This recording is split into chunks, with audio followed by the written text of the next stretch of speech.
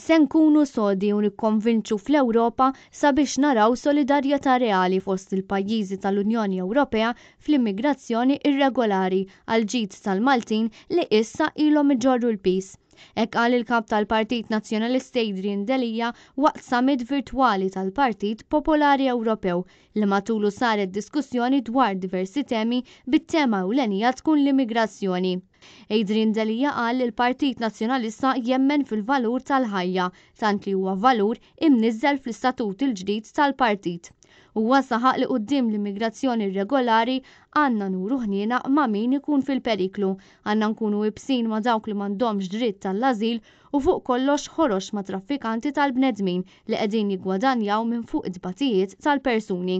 Għandhom jintbagħtu lura minnu fih persuni li ma ħaqhomx l-ażil u l-kumplament jitqasmu f'pajjiżi Ewropej. Statistika turi li 60% ta' dawk illi effettivament jistgħu jiġu u għandhom jirritornaw lura lejn pajjiżhom jibqgħu fl-Unjoni Ewropea wara li jkunu jdaħlu fl-Unjoni Ewropea b'mod illegali. U allura parti mid-diskussjonijiet li għandna bħalissa biex naslu għal din il-proposta u l-Partit Nazzjonalista jien dak li ħajkun il-pożizzjoni tiegħi hija propju li din issir.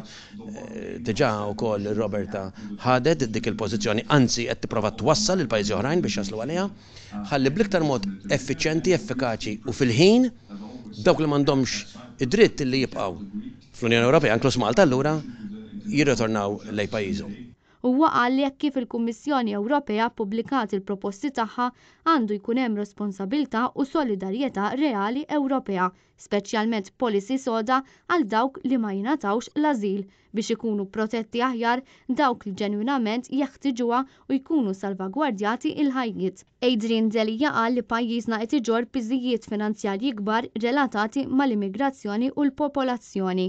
Pajjiżna rreġistra l-akbar tkabbir fil-popolazzjoni fl-Ewropa u bil-piżijiet finanzjarji jibqgħu jiżdiedu bil-mudell ekonomiku tal-Gvern Laburista li jkabbar l-ekonomija bl-importazzjoni ta' aktar barranin. Huwa stqar li biż-żieda qawwija tal-popolazzjoni fatt ta' lokalitajiet f'pajjiżna qed jinħolqu ghettos fejn partijiet minn dawn il-postijiet qed jinħatfu mill-barranin f'sitwazzjoni fejn il-Maltin qed iħossu s-sigurtà fil-lokalitajiet medda.